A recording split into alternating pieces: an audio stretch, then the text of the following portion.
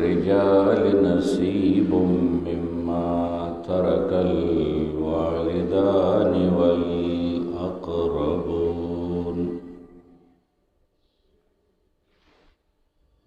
وللنساء نصيب مما ترك الوالدان والأقربون مما قل منه أو كثر نصيبا مفروضا.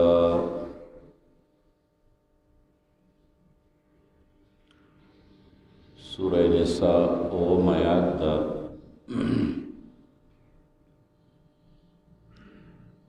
او پدې کې پنځم امر دا حکم دا مسله دا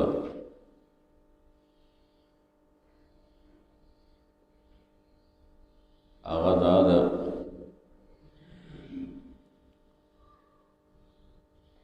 چې په میراث کې لکه نارینه دي نو داسې زنانه هم دي. د جاهلیت زمانه کې د زنانو حق په میراث کې چا نه ګڼلو.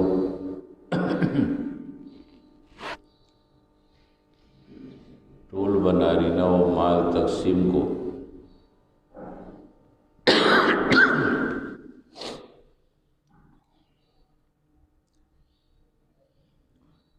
قرآن حکیم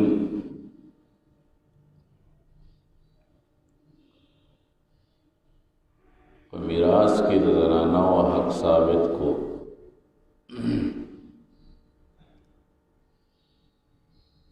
زنانو ته بیا څومره حق ده نو د هغې ضابطه رستو ذکر ده. خو په دې یاد کې مطلق کې د استحقاق ذکر ده. للرجال نصیب د پاره د سړو نصیب حصې دي مما دا غنا ترک الوالدانی دا غمال نه چې پریدي مور او پلار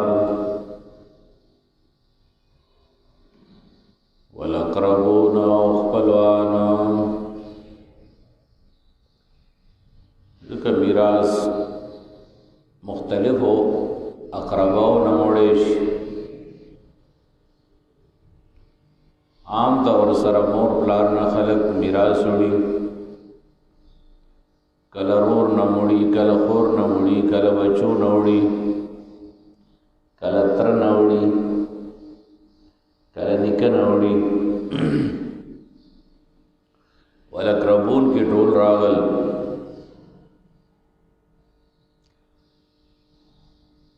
او د وارثانو خپل یو ترتیب ده. وللنساء نصیب مما ترک الوالدان والاقربون او د زنانو د پاره برخې دي حصې دي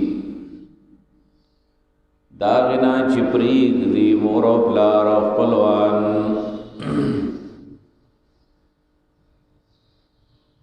نارینو د پاره میراث شته، نو زنانو د پاره هم شته. مما قل منه او کثر دا غنا که لږ وي د دې نه او که ډېر وي. میراث د پاره دا شرط نه ده چې دا به خامخا ډېر مال وي یا ډېر جایداد وي. که یو معمولی شی پاتې شو نو په هغې کې به حکم د میراث جاری کېږي او د چا چې پکې څه رسي نو هغه اخلي.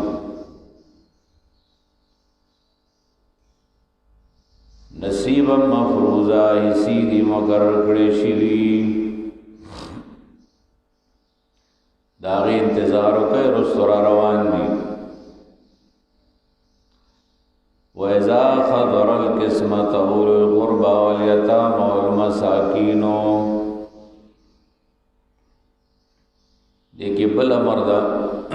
شپگم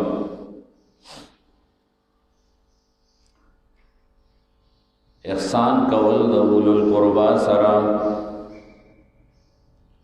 یتیمانو مسکینانو سرا دا میراثنا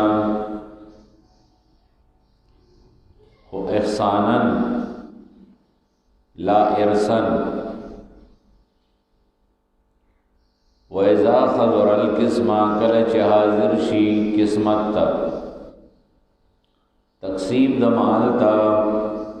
اولو القربا خاوندان د خپل ولای والیتامو یتیمانان والمساکین و مسکینان نفرزقوهم منه بس رزق ورکای دوی لرد دینا وقولوا لهم قولا معروفا او اے دوی تاوینا نیکا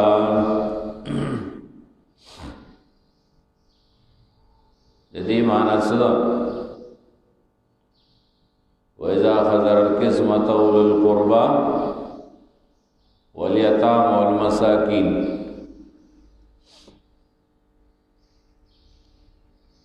عبداللہ ابن عباس رضی اللہ عنہما اور ډیر تابعین داوی چې دې ځای کې د اولو القربا نه مراد غیر ورثه دي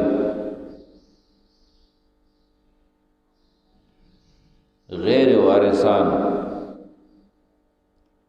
او دا حکم استحبابی ده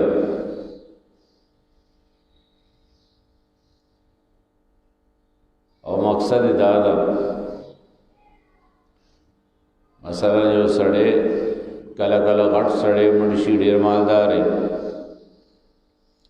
دا ډیر سيزونه ډیر مال جیداد وی وارثان اشتا او پدی کی داسم شتا چیغا شرعان وارثان ندی او د مړي سره نسبت د قرابت ده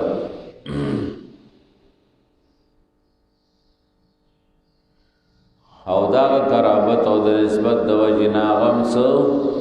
تماساتی بزړ کې لکه د مړي نو سیدا وارث نه ده د مړي خور دا وارث نه ده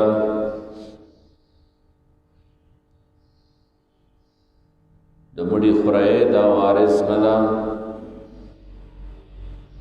پدې کې بیا مسکینان وي پدې کې یتیمان وي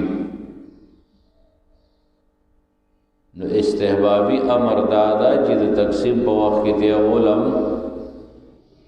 سویر کوي د دې مثالم شتا لکه الله فرمای واتو حق یوم حصاده ابن کثیر دا توجیه لیکلی ده واتو حق یوم حصاده لکه مثلا زمیدار دا پزمکا کلاو کئی پا دی وقت کے غریبان مسکینان گرزی خلق لویر کئی دا غنم و یو گیڑای یا دا جیوارت سوگی یا دا کجورو باغ کے چا کجوری دا زکاة نہیں دا خیراتی او دا خبر دا استحبابی خبر دا پدا سے وقت کے عام غریبانان پزر کی تمساتی چیرا غلا لوکی گی زمون غلا خونشتا خمولا بم سوک سراکی بکی واتو حقه یوم حصاده دویم توجید آدم ابن عباس فرمائی رضی اللہ عنہما ندام نقل دا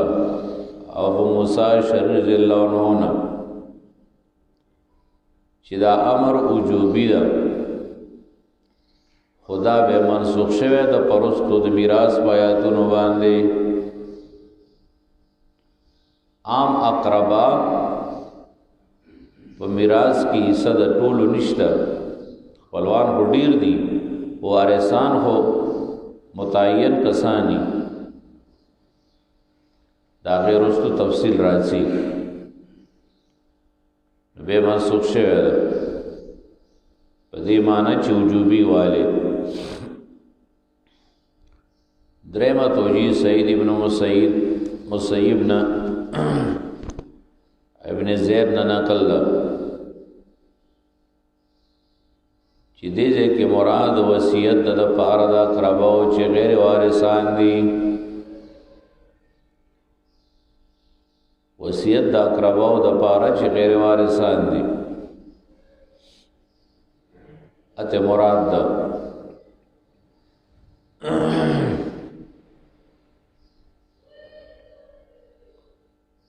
یو بل توجیه دا سلورما سعید ابن جبیر فرمائی مراد د دین هم وارثان دي خو وارثان چې مطالبه د تقسیم کوي تفصیل داسې ده لکه یو سړی مړ شو هغه ډیر زیات میراث ده دکانونه هم دي قرضونه هم دي روزګار تجارت ده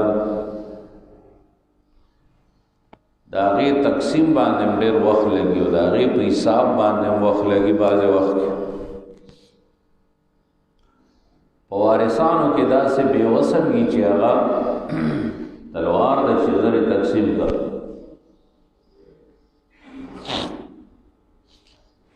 هغه مطالبه کوي د مشر نه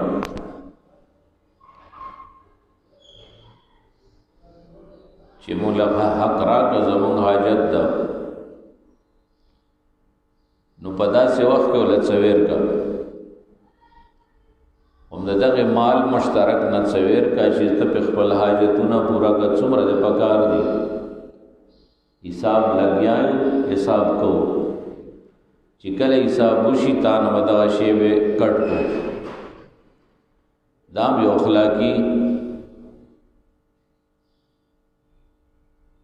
اخلاقی کار دا اخلاقی فریضه ده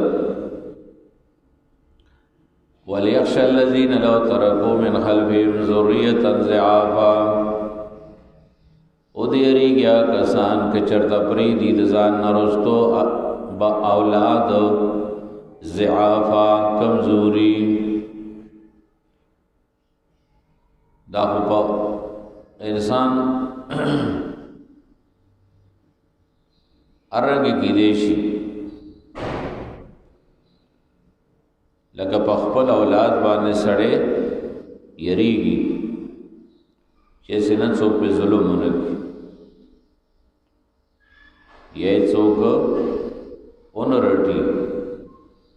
یا د میراث نه محروم نکړي نو داسې پکار د چې په نور وچو باندې سړی رحم کی وزیریږي او دیریږي کسان که چرته پریدي ځان نرستو اولاد کمزورې خاف علیهم یریږي په دوی باندې د ظلم نه چې په خپل اولاد د ظلم نه یریږي نو د بل اولاد باندې ظلم وکړو فلیتقوا الله بسوید قد یریږي الله نه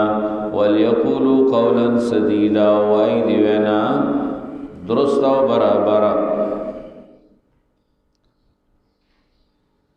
ان الذين ياكلون اموال اليتامى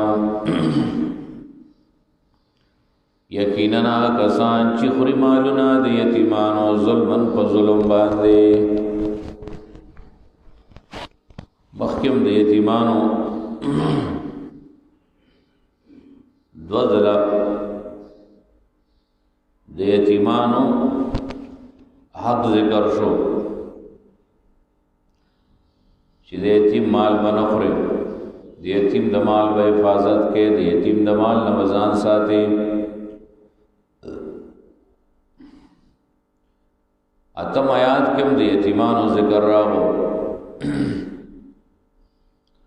اوس په دې لسم آیات کې عمومي طور سره وعید د هغه چا دپاره چې د یتیم مال خرابوي او خوري. ان الذين يكننا كسان ياكلون اموال اليتامى چې خوري مالونه د یتیمانو ظلمن په ظلم باندې کاغه په زور وی او که په هیلی وی او که په چل وی او که په پټه وی دا ټول ظلم ده، یعنی نا حقا. انما یاکلون فی بطونهم نارا یقینا دی اچوی په خپلو ګیړو کې اور. وسیصلون سعیرا وزر د داخل بشي سعیر تا. سعیر مانا اور، گرم اور. یوصیکم اللہ فی اولادکم للذکر مثل حظ الانثیین. اوم امر د تفصیلی پدې کې حصص د میراث دي، یعنی قواعد دي، قانون د میراث.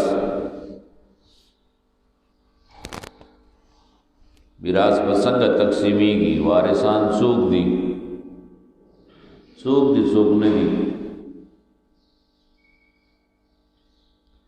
پستره کې وارثان اصل کې دو قسم دي. یو ذوی الفروض دي، یو عصبه دي. ذوی الفروض هغه چاته وی چې قران حکیم داغه لپاره یو مقرر حصہ ذکر کړی ده. عصبه هغه ته وی چې د دې ذوی الفروض نه صفات شوا نو ټول مال به اومغه اخلي،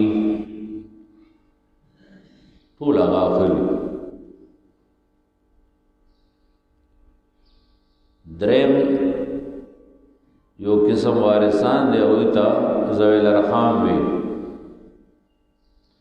هغه رسلو دي چې کله نه ذوی الفروض شته نه عصبه شته نو بے ذوی الارحام ته ځي. بعید دي او ډېر کم یې داسې.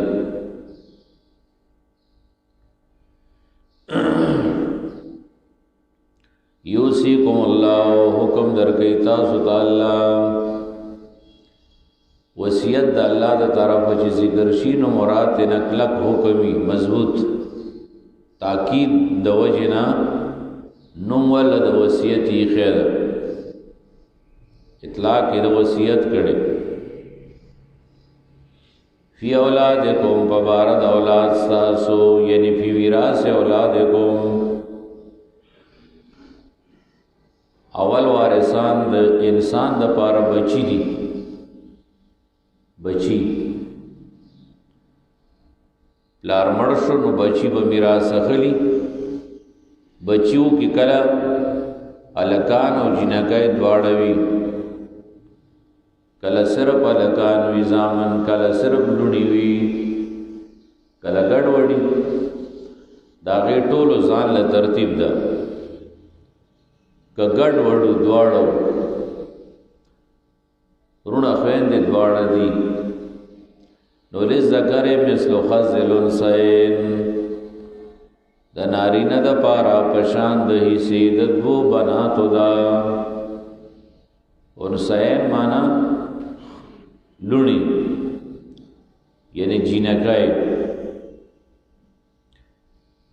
دا یو عام قانون ده. للذکر مثل حظ الانثیین. دو خویندې د یو ورور برابر دي په میراث کې.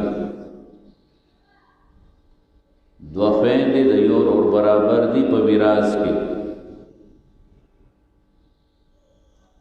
لکه مثلا یو سړی مړ شو تینا یو زوی او دوه لوڼې پاتې دي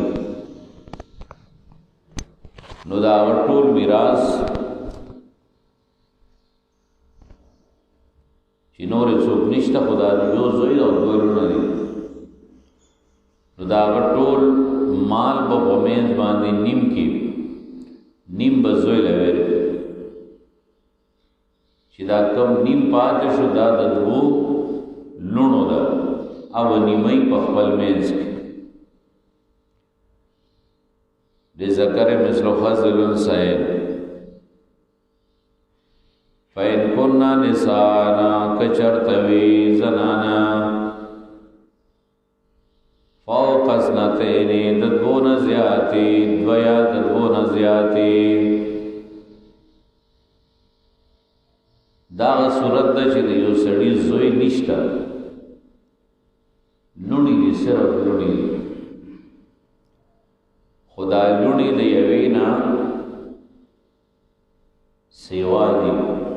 دو دی دری دی چلور دی لس دی خلون دی دیوینا زیادی دی داغ صورت دا فوق اسنتین نا یعنی اسنتین او فوق اسنتین دوارا مراد فلہن ثلثا ما ترکا د دې لونو د پارا دو درې می دي دا بنا چپری دي دا مړې ثلثا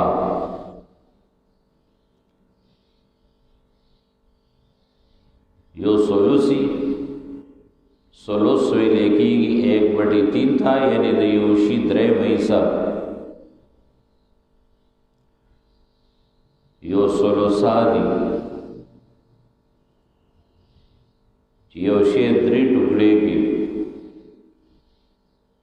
درې ټوکړې شي نو دا غي نه یو ټوکړه ثلث دا دو ټوکړې ته ثلثا دي یعنی ثلثین دي ته 2/3 وی 2/3 پدرو کې دوا پدرو زرو کې 2000 1300 کې 6000 دیتا ثلثین وی دا بدلونو شي لونی به بیا په خپل مینس کې برابر برابر تقسیم کی کاغه لونی دو دی کدری دی کلس دی یو ثلث پاتې شو دو خلونو واخیستو کنه یو پاتې شو 1/3 پاتې شو هغه د چانا هغه د اصحابو د زامن نشته زوی نشته بس دا اصحابو خپل یو ترتیب ده په اصحابو کې ډوبه زامن دي چې زامن وی د زویل فروزو نه چې صفاتي شي غټول د زامنو دا زوی د بڑی که زوی نه بین وسه د بڑی مثلا د یو سړي زوی نشته خو نو وسه شتا بس نو سه د زوی په شان شو د اسبا ده و ان سفلا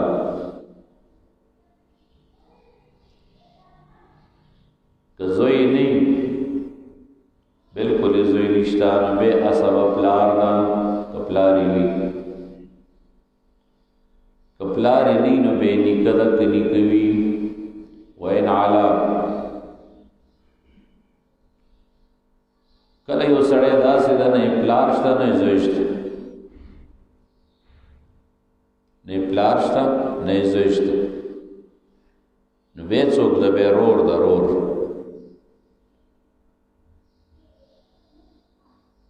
باقی مال به رور ته پاتې کېږي یو رور ته دوه دي درې دي خو رورو ته پاتې کېږي رور هم نشته کله کله داسې وي نو بیا تره ده تره که تره نه د تره زوی هم وارث ده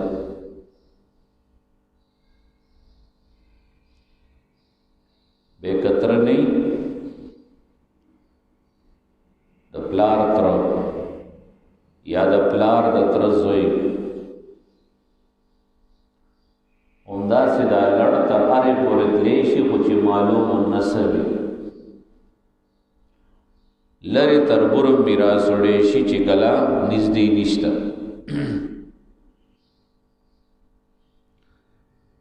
دا د عصبو کړای ده، عصبو دایره ده، خو چې نږدې موجود ده نو لرې عصبه نه ده، لرې وارث نه ده. تر دې چې زوی موجود ده نو نوسې وارث نه ده،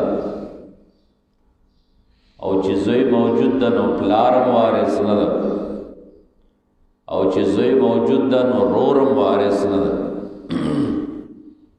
اول زوی ده.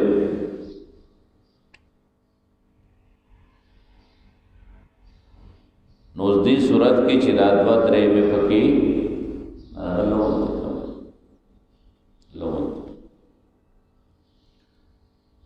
دا دوه درې مې چې پکې لونو واخیستې 2/3 نو دا 1/3 د پاره و اقرب عصبه کتیش، اقرب عصبه. نو اقرب عصبه څوک ده؟ زوی قاسم نشته کنه، صحیح ده. نو پلار یې وګوره چې پلار رشته کنه، که پلار یې نه ورور یې وګوره، که رور یې نه تره یې وګوره، سبب وړي. بیا وروستو مسله اوږدېږي، هغه به اوږده ده. وَإِنْ كَانَتْ وَاحِدَةً فَلَهَا النِّصْفُ، او که چرته ودا لور یوا، سړی مړ شو صرف او صرف یو لور ته پاتې ده په اولاد کې، نو دې دپاره نیمه ده د کل مال، 1/2 حصہ دا والی، نیمه به پاتې شي. نو نیمه دپاره به اقرب العصبه ګورې، که پلار وي که رور وي که تره وي نو هغه د هغه شوه. دا د اولاد کیسه ده. تفصیلات پکې شته، هغه په علمي میراث کې دي، فقه کې. وَلِأَبَوَيْهِ لِكُلِّ وَاحِدٍ مِّنْهُمَا السُّدُسُ، اوس مور او پلارم ذوی فروضونه دي، هم وارثان دي.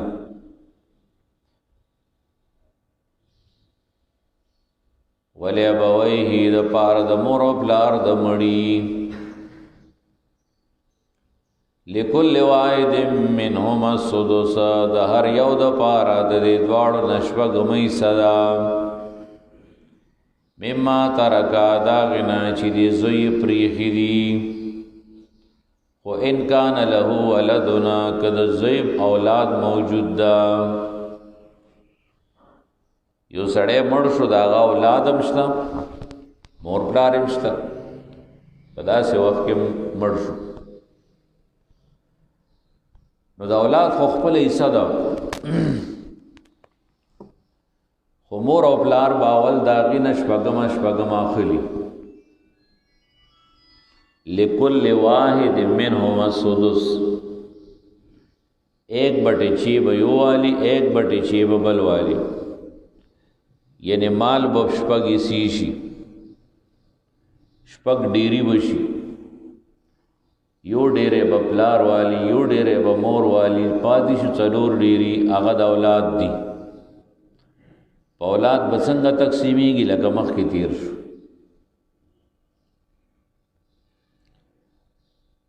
فإن لم يكن له ولدنا،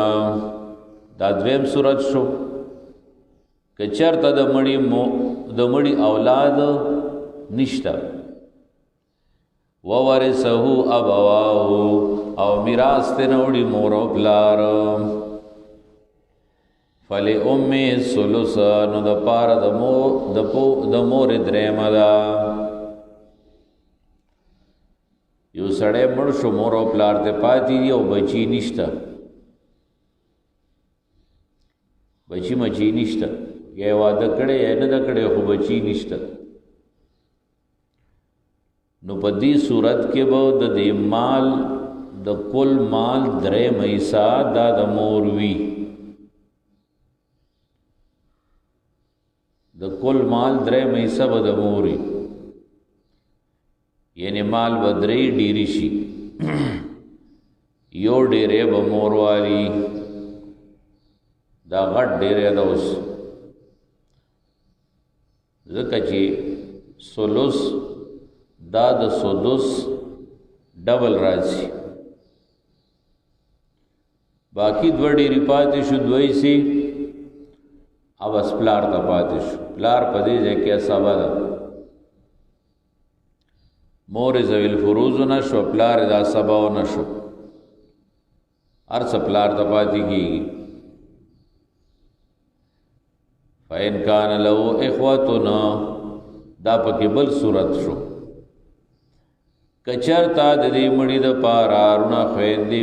وی فل امي سدس، نو بیا د مور د پاره شپږم ده. د مور حصہ کم آکا خو په خپل وارثان نه دي. یو سړی مړ شو، مثلا ځوانای کې کله غیر شادي شده مړ شي یا شادي شده خو بچی نشته، مال شته، مور او پلار پاتې دي، رونه خويندې مشته. دی وخت کې به شپږم حصہ د مور وي، باقی 5 حصے چې پاتې شوي نو دا د پلار دي. رونه خويندې محروم دي، د پلار په موجودګۍ کې رونه خويندې وارثان ندی.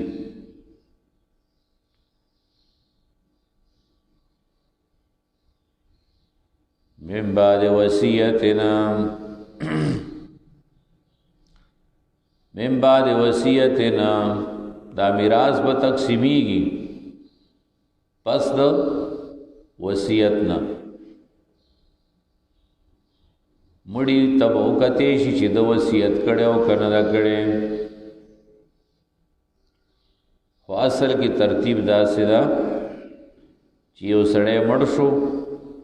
مال ته پاتې شو، د په مال کې اول د تجهیز او تکفین ده.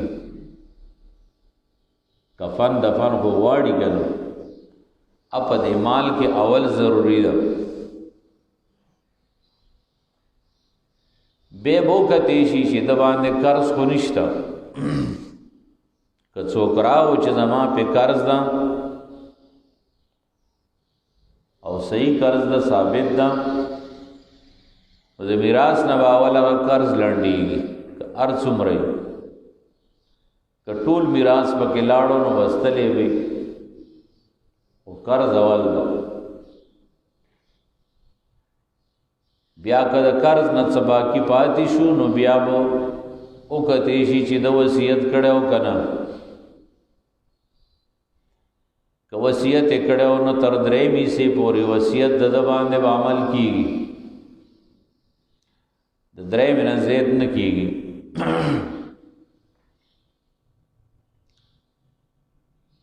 که وصیت کړو نو هغه وصیت به نه داش، باقی چې پاتې شونو دا میراث شو د وارثانو، او په دغه طریقه باندې د میراث په قانون باندې به بیغه تقسیمیږي. من بعد وصیت یوصی بها او دین، دا وصیت نه دا میراث به تقسیمیږي پس د وصیت نه، یعنی پس د عمل کولو نه په وصیت د مړي. من بعد وصیت یوسی بها چې د به وصیت کړي وي او دین نه پس دادا کولو د قرض نه ک قرض په پروت وي. دغه کې قران کې دا دین د وصیت نه رستو ذکر ده.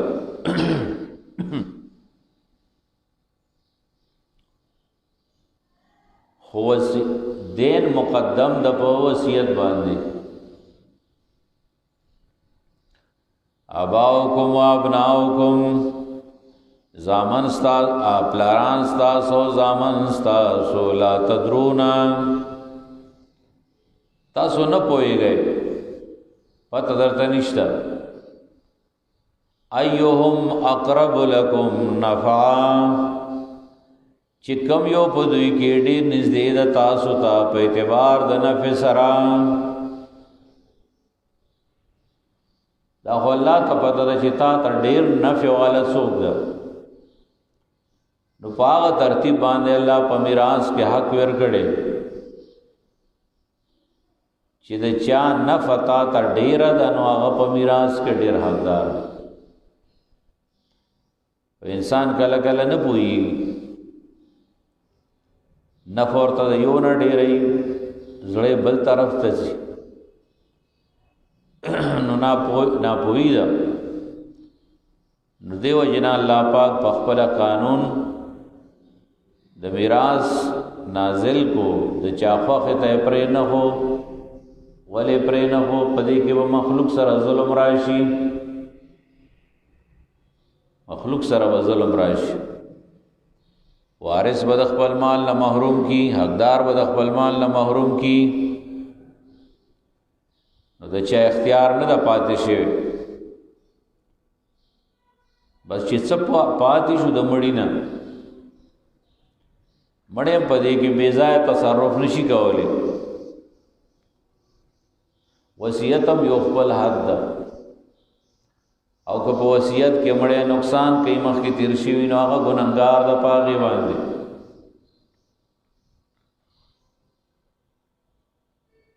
فریضة من الله دا فریضه ده یعنی فرضی قانون ده د الله د طرفه دا قانون د میراث دا یو مستحب او نفلی کار نه ده دا فرضی خبره ده او الله ډیر تاکید کړی دی باره کې ځکه چې د انسان حرص د لالچ ده نو چې وسرسي نو وارث بل وارث محرومای وارث د بل وارث حصہ وای وارث د وارث حصہ پټای وارث د مال نه محرومای دیو جنا قرآن فرمایي فریضه من الله دا فریضه دا د الله د طرفنا ان الله کان علیما حکیما یقینا الله پاک پوها او حکمت والا دے ولکم نصف ما ترک ازواجکم مخکیات کی د اصول او د فروع میراثو یعنی بچی او مور او پلار په دې آیات کې د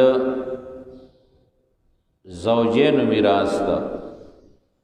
خزه خاون نوړي خاون د خزې نوړي څومره وړي ولکم نصف ما ترکا او تاسو د پاره نیم دا غدا چې پریدي ازواجکم بیبیان استاسو اِلَّمْ يَكُنْ لَهُنَّ وَلَدٌ کچرته نوی دوی د پاره اولاد خزه مړه شو خزه خاون پاتې شوته د خزه مال شتا سونا دا یا ځمکه دا یا پیسې دي ورسره هر څه چي دي بچی نشتا یو خاون د بس تش خاون پاتې شو خاون با پدا غمال کی نیما اخلی نیما باقی چی کما نیما پاتے شوا اب ایسی مور بلارتا نسبی وارثانو تمسی یو سببی دی یو نسبی دی زوجین چې دانو دا سببی دی نسبی نه دی ګان او دا نور مور بلارو دا نسبی دی نو نیم بخاون تپاتې شي نیم بلاړ شي مور او پلار ته خدا پاک صورت کی چې لم یکن لهن ولد د خزی بچی نشتا فإن کان لهن ولدن کد خزی بچی وی فلکم الربع بیا تاسو د پارا څلورم دا مما ترکنا داغنا چې پریک دی دا خزی 1/4 بخاون دخلی باقی 3 سی بچوں کا خلی هغه بچی ته پاتې شو مور او بلار ته به نه سي لند راو بچی ته پاتې شو من بعد وصیت یوسین بها دین پس دا عملنا په وصیت باندې چې دی وصیت کړي او پس دا کول د قرض نام ولهن الربع مما ترکتم او تاسو لپاره څلورم دا غنا چې تاسو د بیبيانو لپاره خود لپاره څلورم دا غنا چې تاسو پرې دی الم یکل لکم ولدن کچریستا اولاد نوی سړی مړ شو بچی نشتا او خزه شتا خزه به څلورم اخلي 1/4 باقی 3 سی بدمړي مور او پلار تا کاغنی بیرونو تچی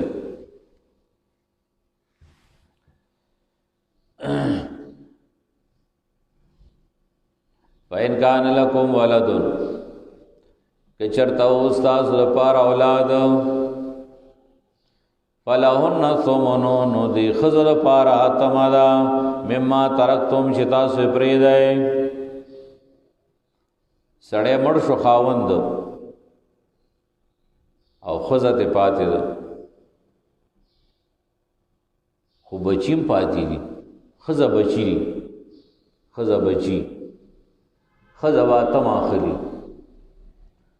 باقی وېسي د بچو دي به کيو سړی نه دوه خزه پاتې وي دغه تم بنی مئی کدرې وینو دا تم به تقسیمي ک څلور وینو دغه تم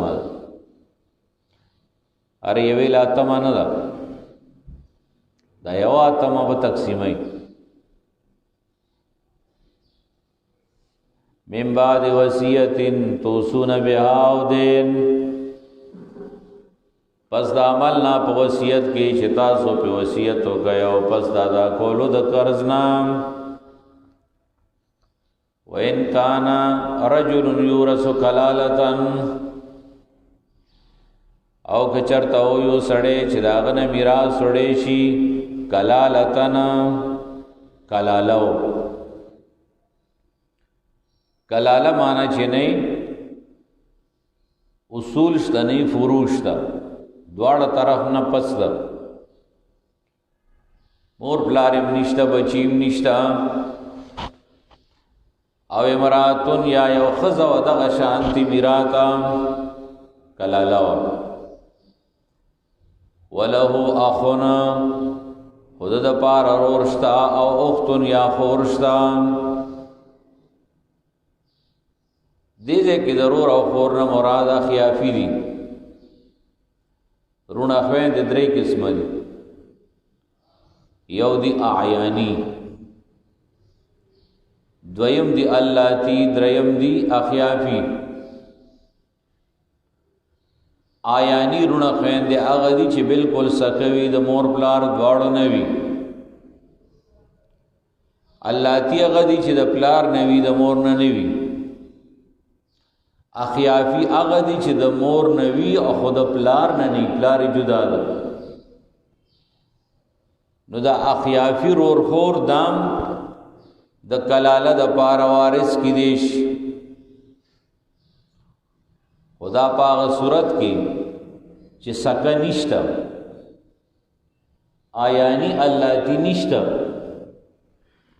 چرتا خیافی رور دا یا خیافی خور دا کلاله مړ شوی نو دغه اخیافی د پارش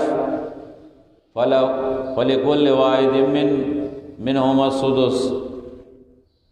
د هر یو د پارش وګما دا او رور او خور بدی کې برابر دي رور خور برابر دي رور بم شوګما اخلي خور بم شوګما اخلي للذکر مثل حظ الانثیین قید دی ځای کې نه ده ځکه دا دواړه ذوی الفروض نه دي ذوی الفروض کې د هر یو ځان له فرض ځان له صحیح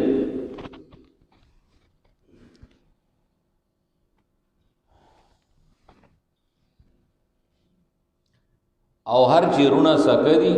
آیانی او اللاتی اخیافی آیانی او اللاتی نو داغي میراث د کلاله بیا د سوره نساء په اخر کې ذکر ده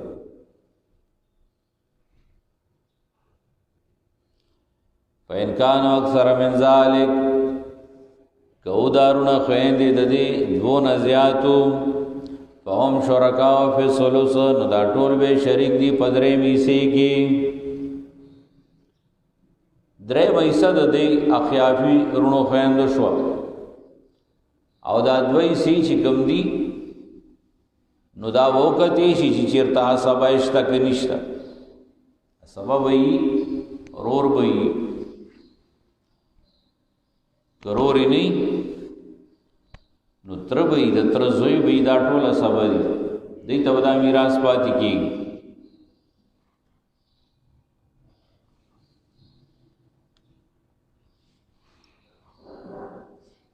من بعد وصیت یوصى بها او دین پس دا عمل کولنا په وصیت چې د په وصیت کړي او پس دا کولو د قرض نه غیر مضار یعنی کونو غیر مضار شی ضرر نه رسون کی په میراثونو کې چاته ضرر مرسوي په تقسیم کې ضرر مرسوي میراث نه چرته وارث محروم نه گئے غیر مضار وصیت من الله دا وصیت دے دا الله د طرفنا والله علیم حلیم الله په حکمت صبرناک دے تلک حدود الله دا الله حدود دی تلک حدود الله دا چې څه بیان شو دا الله حدود دی او پولی دی ومن يطع الله ورسوله چاچه طاعت کو د الله او د پیغمبر د الله يدخله جنات داخل وکید لرا جنتون تا تجری من تحتها الانهار بهيږي بلان د دین نهرنا خالدین فیها همیشه وي پدی جنت کې وذالک الفوز العظیم او دا کامیابی لوی ده ومن یعص الله ورسوله چاچ نا فرمانی وکا د الله او د نبی د الله ويتعدى حدوده تجاوز کو د حدود د الله نا يدخله نار داخل وی کی ورتا خالدن فی همیشه وی پدې کی وله عذاب مهین او د پاره وی عذاب سپکونکې واللاتی یاتین الفاحشة من نسائکم دیکھ اتم امر دا اصلاح د معاشرے تدبیر منزل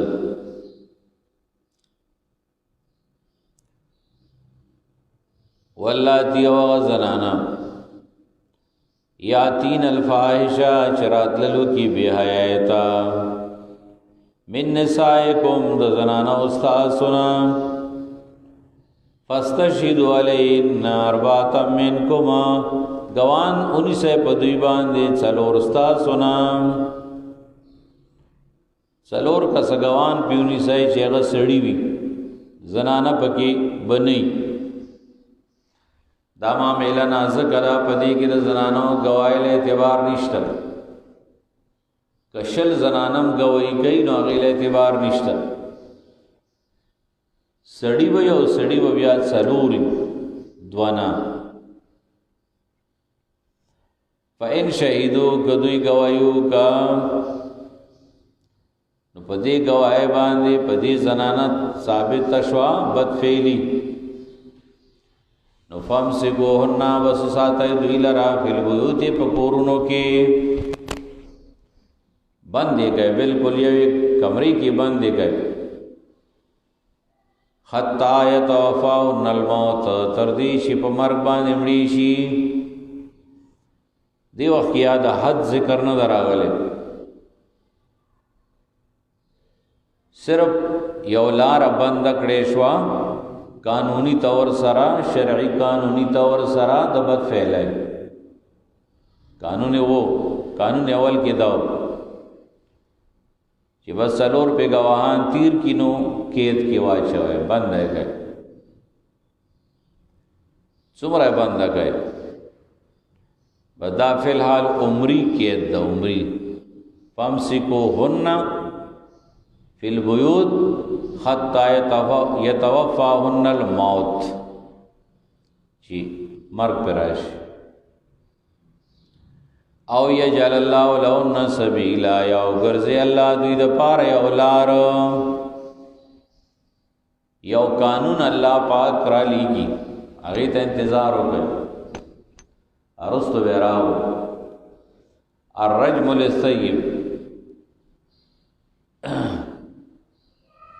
او والجلد للبکر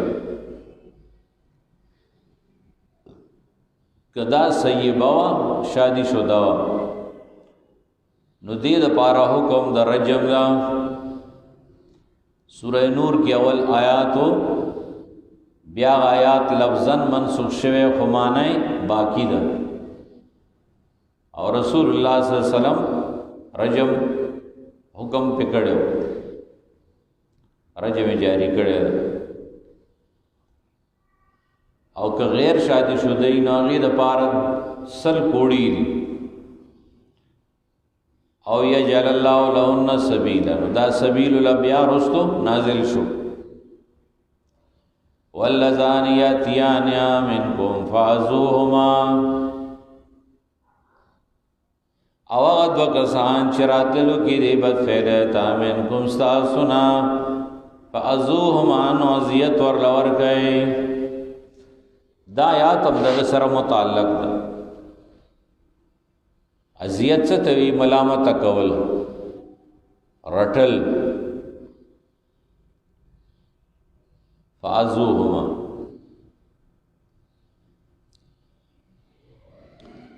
فإن تابا کتوبه واستد دواړو واصلح عمل درست کو فارزو انهما نو مخواړوي د دواړو نه نو دینه مراد هم دغه دوا بدکار دي سړی او خزه نو یو حکم د خزه بیان شو خزه خو قید کې واچوي او سړی نو د سړی او خزو د پاره مشترک حکم داو چې فازوهما سزا ول ور کوي خو سزا غیر متعینه ده فی الحال ورستو سورہ نور کی متعینه شوی ده او بعض علماء دینه مراد لواتت والدی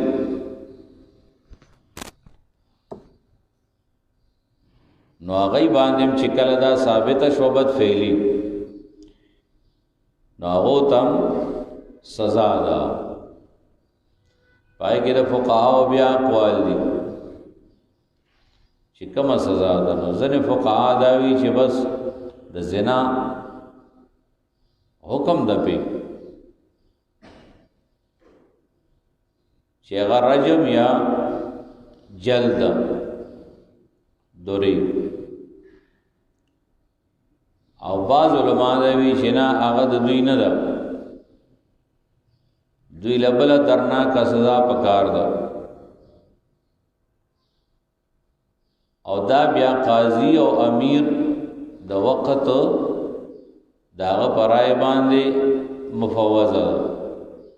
چې کومه سزا ورکړي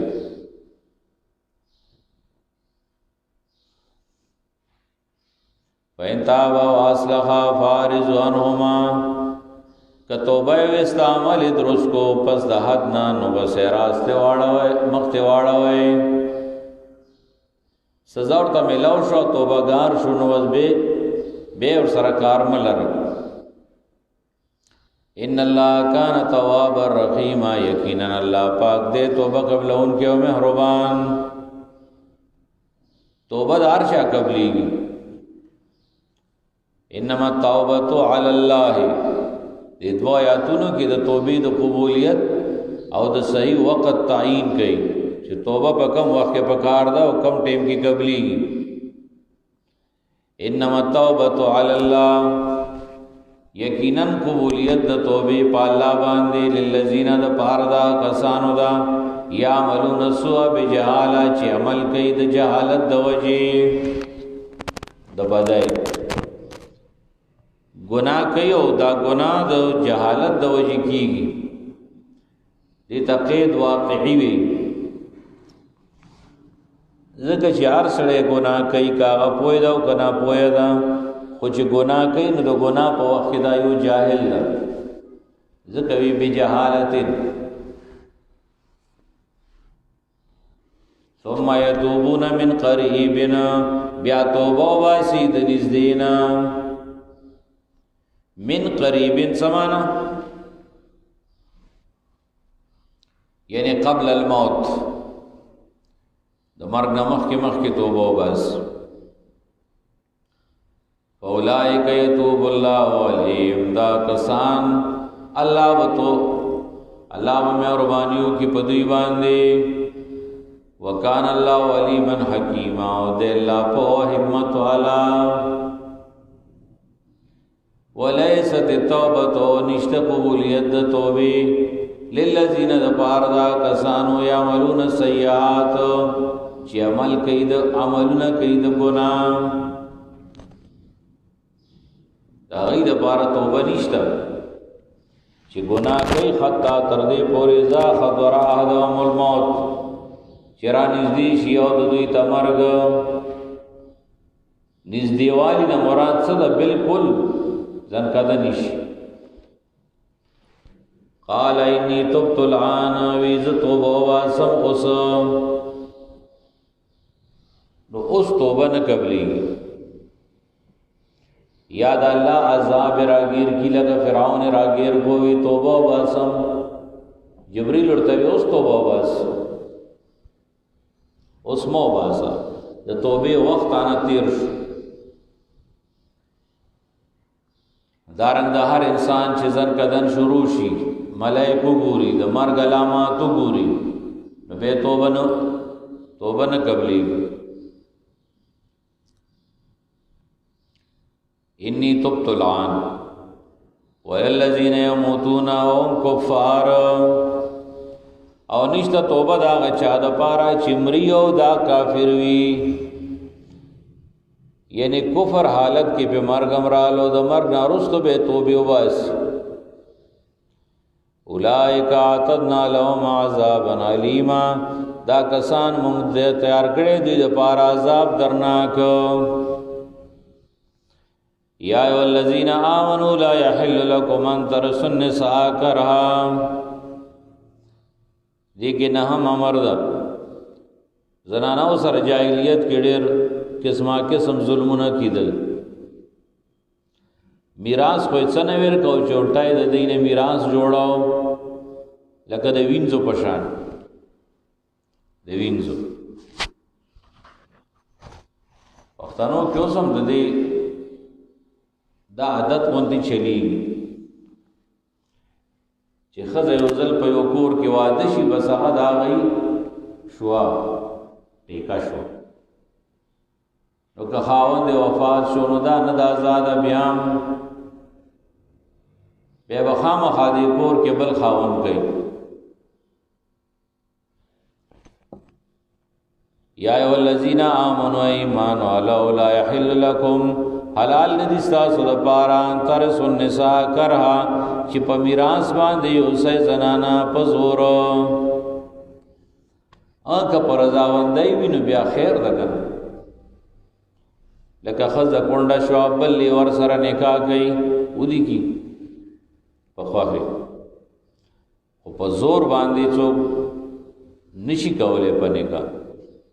آزاد شو د خاوند مرګ سره عدت چې تیر شي نو بس بیا دی بیا خپل خو خاله ولا تعدلوهن متنگوی دولرا لتذهبوا ببعض ما آتیتموهن چې واخلای دیغا بعض اغمال چې تاسو ورکړې دوی لرا مہرونه تن ما خلای په زور او هغه د پاره متنگوی چې په خل باندې مجبور شي یعنی خل تبې نه مجبوره کې ببعض ما آتیتموهن الا یاتینا بفاحشۃ مبینہ او مگر دا کدا خزرات للو کی پیوکار د بے حیا اخکار باندې نو به خو خامخا خاوند ورتوي شي راځي چې خلو کو نو هغه مہر وغیرہ وتی واپس والی وعاشرون بالمعروف دا د عام زوجات او بمن کو هات مبارک دا الله فرمای ژوند ته روای دی بیبیانو سره بالمعروف په خسته طریقه باندې معروف دادا چې ظلم نه ور سره په خو اخلاق او چې څنګه ژوندۍ تیریږي نو بد اخلاق سره دا سینې تیریږي او خزه چې په خو اخلاق او څومره حقيقي نو دا سه په بد اخلاق نه حقيقي وعاشرون بالمعروف دی معروف باندې پکار د چې انسان ځان پوي کې چې معروف څه ته وي دا معروف د اسلام او د شریعت ټول احکامات دي ما عرفا بالشرع حسنه فهو معروف کما طریقه چې په شرع کې خیستای نو دا معروف ده مثلا وهل ټکول مکوا دا مکروه دي معروف نه دي کنزلی بیزتی مویر کو دا مکروه دي معروف نه دي د وسنه زیات کار او خدمت په مکوا دا معروف نه دي مکروه دي په ګناه مجبور کوا دا معروف نه دي مکروه دي د جایز کارونو نه ممنع کوا دا معروف نه دي مکروه دي وعاشرون بالمعروف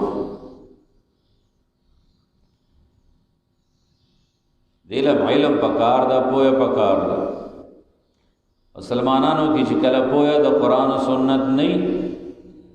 نو به ګډوډ زیات پاین کرے تو مونا کتا سو مجبور کوي دوی لرا فاسان تکروش کتا سو بد غنای دوی لرا باج وقت انسانی او وادو کی نو هغه خزر اور ته محبوب وي نو به خو خامخا اور سره خو وخت لري خو کله کله داسي وي چې هغه مکروه راشي خو خیری نو په داسې وخت کې وڅ کوي فین کرهتموهن نو فصبروا صبر وکړه صبر وکړه لوګونته دا کراهت په محبت بدلیږي او چې صبر وکړه سمدستی طلاق ملاق ما چوا کوشش وکړه فاسان تک رہو شیا پس قریب دا تاسو ببد گنا یوشی لرا و اجل اللہ فی خیرن کثیرا اللہ و بدے کے خیر لوی اچولے لوی خیر داغینا بچی اللہ دیر کی آغا بچی با محبوبی داغی دا وجنب اخزم محبوب او گرزی کور با پکور پاتی شی کور با جوڑ پاتی شی چاہتا با ازیتو نہ رسی ذکا پتلا کی ازیتو نہ دی کورن اورانی گی پی کلا یو تازیت وی کلا دوارتا وی وَإِنْ أَرَدْتُمْ اسْتِبْدَالَ زَوْجٍ مَكَانَ زَوْجٍ کلا کلا خام خادا سیوی چی فراق رازی یو سڑے خام خوابا سیوا خزا نخو خی وخور سران تیرول نباڑی طلاق ورکی نو بیا د هغې دپاره حکم دا ده چې طلاق ورکې ټیک د مباح ده ښه خو نه ده خو که څه دې ورکړي نو هغه به ترې اخلې نه دا ظلم د پاسه ظلم ده چې یو مخ ته طلاق ورکې بل مخ ته ترې نه مهر واپس اخلي وَإِنْ أَرَدْتُمْ اسْتِبْدَالَ زَوْجٍ او که تاسو اراده کوئ د بدلولو د بیبي مکان زوجین په ځای د بلې بیبي مقصد دا ده چې یوه پرېږدي بله کې وآتیتم احداهن قنطارا او ورکړی تاسو یو د دې ښځو ته یو لویه خزانه په مهر کې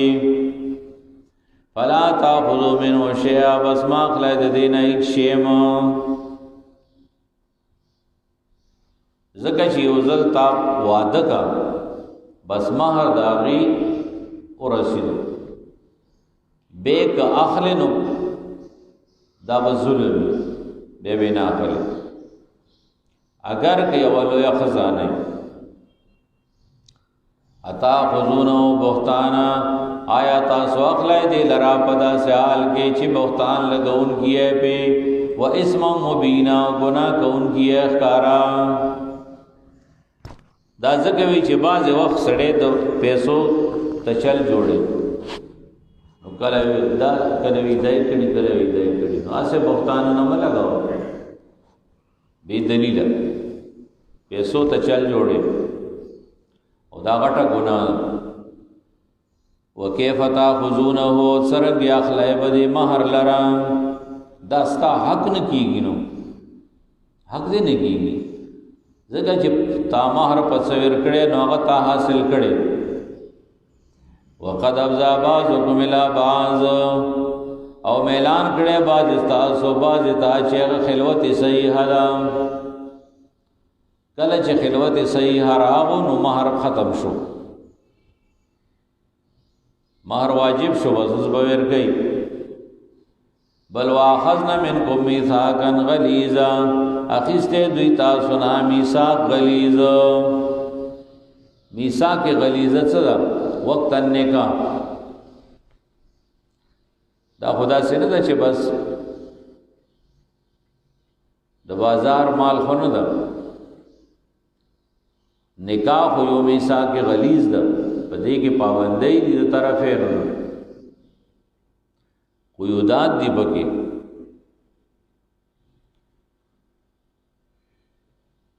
ولا تنکحوا ما نکح آباؤکم دې ځای نه لسم امر ده او په دې لسم امر کې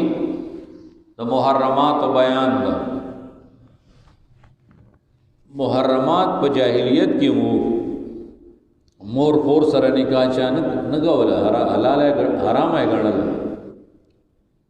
خو بعضې داسې محرماتو چې د هغې پروای جاهلیت کې نه وه ساتلي په هغې کې یو دام ده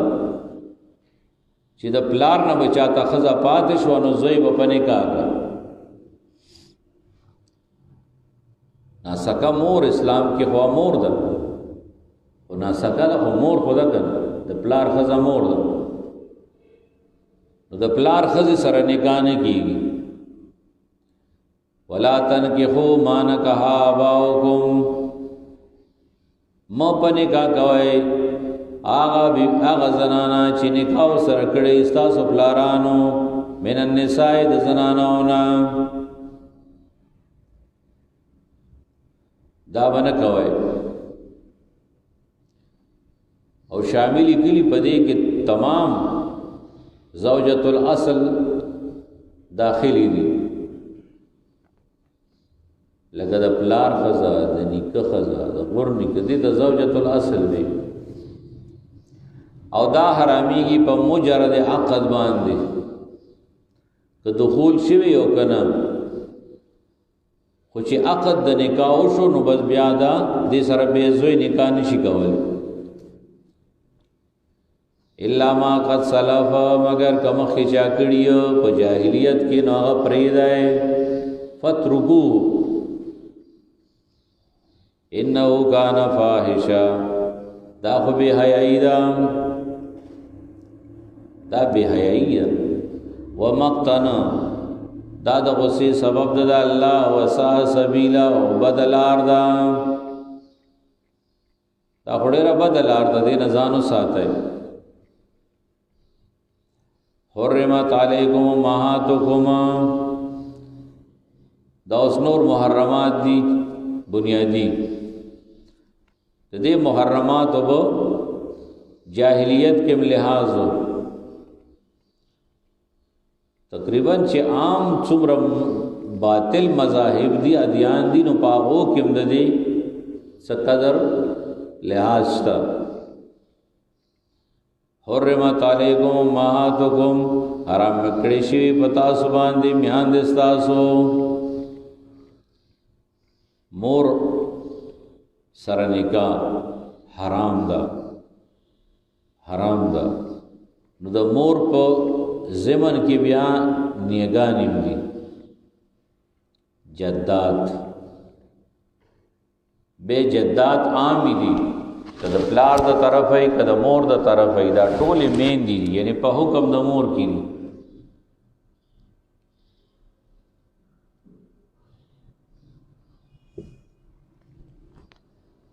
وبناتکم او خویند استاسو خویند مختلفی دي آیانی خور اللاتی و اخیافی درو اړو یو حکم د په حرمت د نکاح کې یعنی سکوي کنا سکوي وبناتکم لونی واخواتکم او خویندې لور او د لور په زمن کې نو وسایم ده کله هر طرفه نو وسایي او خور او د خور په زمن کې اره خور چوي و اما تکم او تروریان استاسو اما د پلار خور ته وي نو که د پلار سکه خوري او کنا سکه خوري دا ټول حرامي دي. وخالاتکم او خویند استاسو وخالاتکم خالاگان استاسو ماسیگانی یعنی د مور خور نو که د مور هر قسم خوري سکوي او کنا سکوي زمون خلق دې تم ترور وي اردو کی پوپی او خال ورته وي پښتو کې ورته ترور وي څوک دې تماسی وي ماسی د مور خور ته. وبنات الاخ او لونی ضرور لور اوریرا حرام ده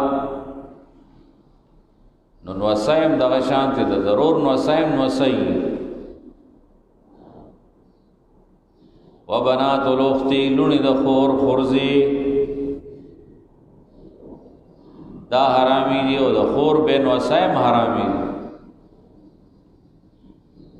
و امهاتکم اللاتی او خویند استاسو آغا ارضانکم چه تاسو لای پای در کړي دي دی ترزائی مور وی چه تا معشوم وی د 2 کالونا کم وی او یوی پردی زنانا تالا پای در کسی نای در کنو آغا دی مور شو رزائی که یو رزی در کا او که کالی در کا یو خبر ده که یو ظلم در کا نو دا مور شوا نو رضای مور سره نکاح حرام ده لکه څنګه چې خپل مور سره حرام ده.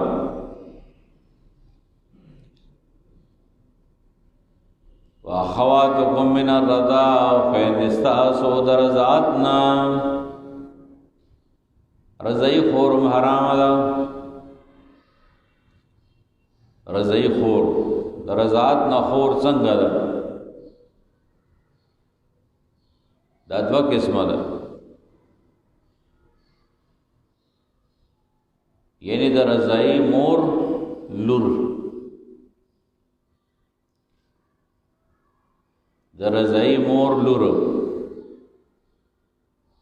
برابر خبره ده کاغی تا سره په یو ځای سینه رودي او که جدای رودي، تا نه مشروي او که کشروي. د هغې زنانه ټول بچي حرام دي چې چا سره تا سینه وروده، ټول بچي ستارونه خویندې دي.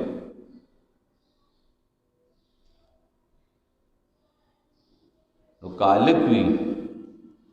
نو د رضای مور لور سره نکاح نشي کولی، که جینۍ وي نو د رضای مور زوی سره نکاح نه کېږي. واخواتکم من الرضاعة وامهات نسائکم، ومیندې د ښځو ستاسو، د ښځې چې موري نو هغې ته خواښې وي، خواښې هم حرامه ده د مور په شانتې. وربائبکم اللاتی فی حجورکم، او پاللی شوي ستاسو هغه جینکۍ چې ستاسو کفالت کې وي، من نسائکم د بیبیانو ستاسو نه، اللاتی دخلتم بهن، اللاتی دخلتم بهن هغه چې تاسو په دخول کړی ده. ربیبه څه ته وایي؟ ربیبه خپله معنا مربوبه پاللی شوي، لکه تا یو واده وکړو د یوې کونډې ښځې سره او هغې سره لور وه د بل خاوند نه، نو هغه ځان سره راولي حجر ته راشي. خدا کې د واقعي دا اختراضي نه ده، کرای نه مولي نو نکاح ورسره نه کېږي. یعنی مور سره چې د چا نکاح وکړي نو لور سره یې نه کېږي، که لورې په هر ځای کې وي، لورې به عامه ده، خپله لورې ده او که رضایي لورې ده، دواړو سره نه کېږي. وربائبکم اللاتی فی حجورکم من نسائکم، د بیبیانو ستاسو نه، اللاتی دخلتم بهن هغه چې تاسو پې دخول کړی ده. فإن لم تکونوا دخلتم بهن، که تاسو چرته دخول پې نه وي کړی، چرته تش نکاح شوی ده، عقد شوی بے مات شو، نو بے ورسره جایز ده. فلا جناح علیکم، بے دروانه گناہ نشته. وخلائل ابنائکم، او خلیلی د زامن استاسو، خلیلی نه مراد خزا، خزا د زوی، خزا د زوی انګور وی. الذین من اصلابکم، هغه زامن چې ستاسو د اصلابو نه وي. زامن هم درې قسمه دي، یو صلبي زوی ده خپل، یو رضایي زوی ده. رضایي هغه زوی ده چې د ستا ښځې سره یو ماشوم پای اورودي، نو هغه رضایي مور شو، ته رضایي پلار شو. یو متبنا ده دریم قسم، متبنا هغه چې زوی خو نه ده، خو د زوی نامه پې کېږي چې دا مې زوی ده. نو په دې من اصلابکم سره احتراز رالو د متبنا نه د رضایي نه. متبنا نه احتراز راو او د رضایي نه نه ده. رضاعت کې دا مسله په خپل ځای ده. سمانا یو سړی متبنا زوی ده، لکه د نبی علیہ السلام زید ابن حارثه، نو د زید ابن حارثه ښځه وه زینب بیوی، هغه ورله طلاق ورکړو. نو الله پاک حکم وکړو نبی علیہ السلام ته چې دا په نکاح والا، بلکې الله وی ما دیر کا په نکاح والا، زوجناکها، ما درته الله وی په نکاح کا. سورہ احزاب کې راځي د هغې وجه شته. نو د متبنا زوی نه ده، نو د هغه ښځه انګور نه ده، او رضاعي زوی ده، نو د هغه ښځه انګور ده، هغې سره نه کېږي. وان تجمعوا بین الاختین، او دا چې تاسو جمع راولئ په مابین د دوو خویندو کې. جمع بین الاختین جاہلیت والا و بددی پروانه ساتله، دو خویندې به په یو ځای په نکاح باندې اخیستې. اسلام کې دا حرام ده، دو خویندې په نکاح باندې څوک نشي ساتلی په یو ځای. البته یکې بادي کرے جائز دي چې یو طلاق کیا مړه شي به بل اخیستې شي، الا ما قد سلف، مگر هغه کتیر شوي، یعنی مخکې چا کړي نو کوس چا سره وي نو یو دې پکې پریږدي، یو دې پریږدي، توبه دې وباسي. الا ما قد سلف ان الله کان غفور رحیم، یقینا اللہ پاک بخون کے مہربان دے. والمحصنات من النساء، دا بل قسم حرمت دا سببی. پردای ښځه څوک په نکاح نشي اخیستی، چې د بل په نکاح کې ناسته ده نو هغه هیڅوک عمر سره نکاح نشي کولی تر څو چې دا خاوند دی ژوندی ده او طلاق یې نه ده ورکړی، نو نکاح ورسره دی چا نه کېږي. والمحصنات من النساء، واده کړی شوي د بیبیانو نه، محصناتو نه مراد دی ځای کې منکوحات دي، واده شوي د ښځه نو بس خاوند دې شته که نه، نو د شته خاوند ښځې سره نکاح خو نه کېږي. الا ما ملکت ایمانکم، مگر هغه چې مالکان شي خلاصونه ستاسو. د دې تشریح دا ده چې مسلمانانو په جهاد کې د کفار او مشرکینو نه زنانه ونیوي کېدې، بیا امیر اولګیدو دغه زنانه په مجاهدینو غانمینو باندې په غنیمت کې تقسیم کې، نو چې د چا کما ورسېده نو دا یې وینځه شوه. بس د دې وینځې په دارالحرب کې خاوند شته، خو هغه نکاح خود به خود ختم شو. نو الا ما ملکت ایمانکم نه دغه مراد دي، دا په محصناتو کې به نه دي. کتاب الله علیکم، دا کتاب دا اللہ دے پتاسو. کتاب اللہ مانا فرائض اللہ، فریضت اللہ، دا اللہ فریضت. وَأُحِلَّ لَكُمْ مَا وَرَاءَ ذَلِكُمْ، حلال کړی شوي تاسو دپاره علاوه د دې مذکوراتنا،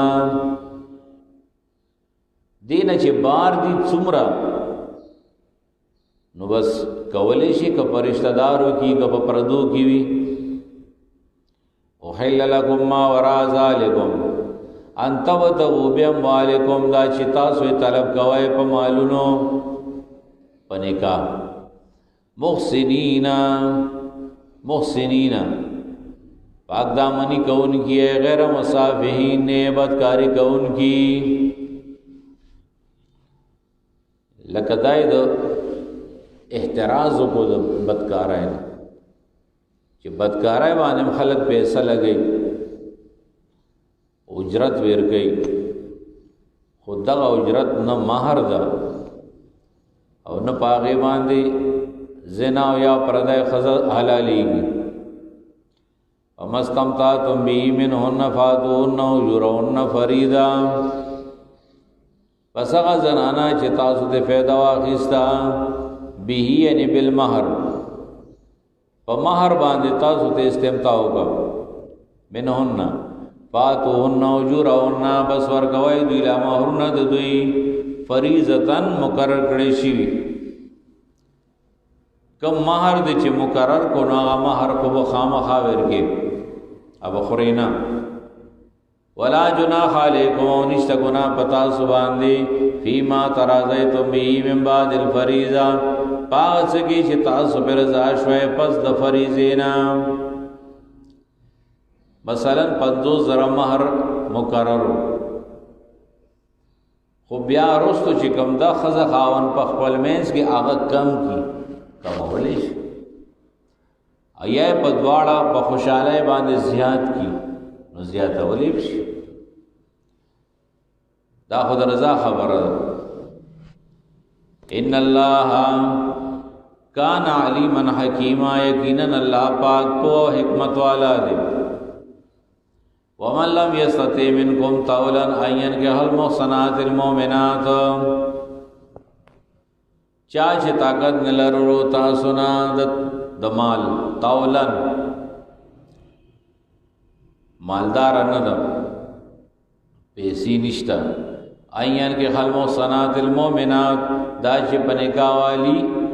پاک دامن مؤمنی دې کې محصنات او مراد واده شي نه دي محصنات هغه جنې مراد دي چې پاک دامنی بدکار نه ذکر نکاح چې کې نو پاک دامن او عفیفات سره پکار دي چې مؤمنی وي نو چې دا نشي کولی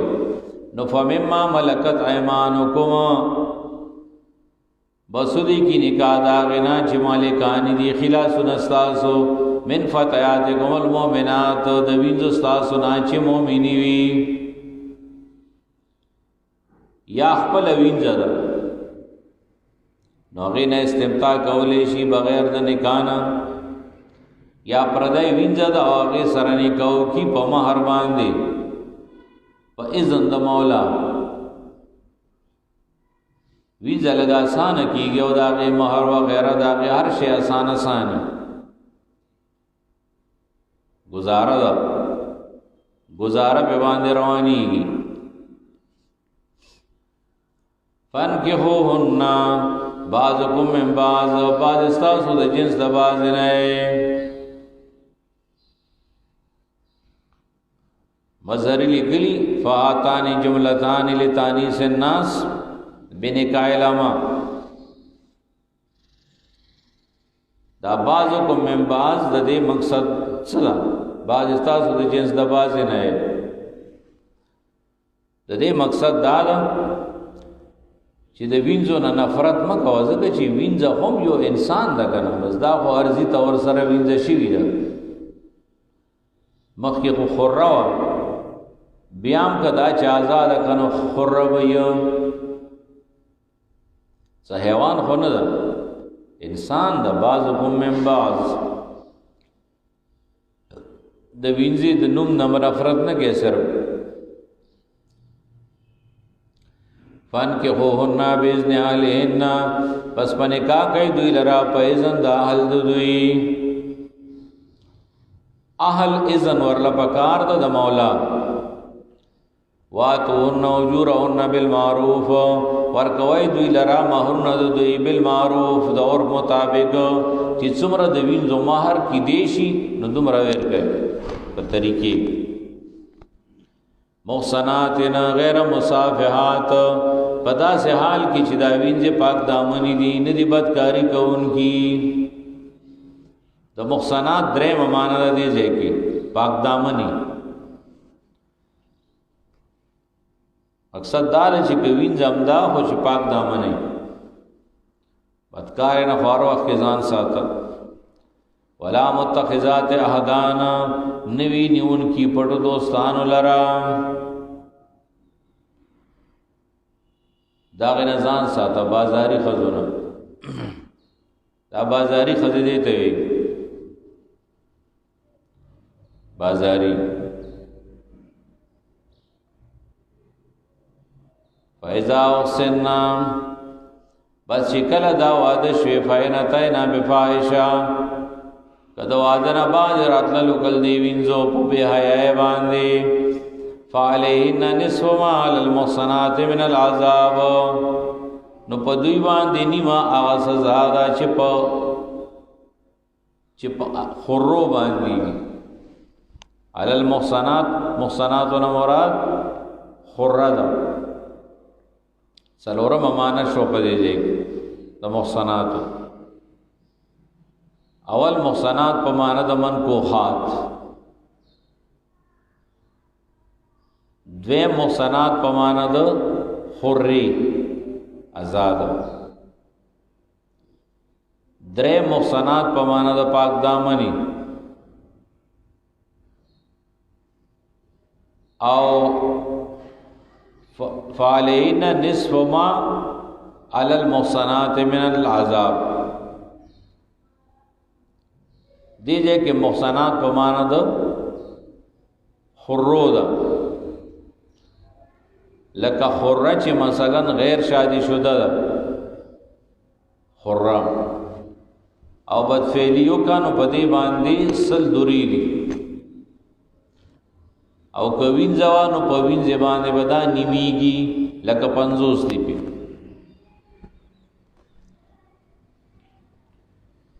ذالک لمن خشی العنت منکما، دا غچا دا پارا دا چی یریگی دا عنتنا، دا دا وینز نکاح دا آغا چوکو کی چی دا عنت نا یریگی. عنت مانا بدفعلی. وان تصبرو خیر لکم، او کتاسو صبر کونو دا در لغور دا. تلوار مکو خیر دا اللہ پاک بوسدیر کی، ذکر چی دا وینز نکاح دمرا بہتر ندا. ایک نقصان دار ہے جستا کم بچے پیدا کیگی نو آغا با دا وینزی دا مالک غلامی، دا پاکی غٹا مسئلہ دا. نو دیو جنبی صبر ہو گئے. وان تصویرو خیر لکم واللہ غفور الرحیم، اللہ پاک بخون کے محربان دے. یرید اللہ لیبینا لکم، ارادہ لر اللہ پاک چی تاسو دا بیان دا احکاماتو کی، ویہدیکم سنن اللذین، اور روان کی تاسو پتریکو دا کسانو، من قبلکم چستاسو نمخیو مسلمانان، ویتوب علیکم، اللہ محربانیو کی پتاسو باندے. دا احکامات ټول دا اللہ پاک دا محربانے احکامات دی. پدې کې مسلمانانو لډېر لوی فائدہ ده، پدې کې حیام ده، پدې کې عصمت هم ده، پدې کې بچاوم ده، پدې کې د کور جوړولم دي، کور دورانولو نه بچ کولم دي. ډېرې خبرې دي پکې. مسلمان د فحاشۍ نه بچ کولم دي، مسلمان د بد فعلونو بچ کولم دي، مسلمان د بد اخلاقونو بچ کولم دي، مسلمان د ظلم نه بچ کولم دي. یرید الله لیبین لکم ویهدیکم سنن الذین من قبلکم ویتوب علیکم واللہ علیم حکیم، اللہ پو حکمت والا دے. واللہ یرید ان یتوب علیکم، اللہ ارادہ لري چې تاسو باندې مهرباني وکي، مهرباني دروازه وکي، ارادہ لري چې تاسو ګناونه معاف کړي، توبه دل قبول کړي. ويريد الذين ارادہ لري کسان يتبعون الشهوات چې غتابې دي د خواهشات او شهوتونو، ان تميلوا ميلا عظيما، دا چې تاسو کاږ شاید حق نه پکګیدو لوی سره. د دهریه خلکو خبره ماوره، د روشن خیال خبره ماوره چې دا خزه پردولی کوي او به وی چې دا خزه نکاولی کوي. میرا جسم میری مرضی پکې راوځي، میرا جسم میری مرضی ایو پکې راوته وی دا ټول کار نکاح خراب کړي چې دا نکاح ختم شي هر څه ټیک ټاک شي. دا پدی اسلامستان کی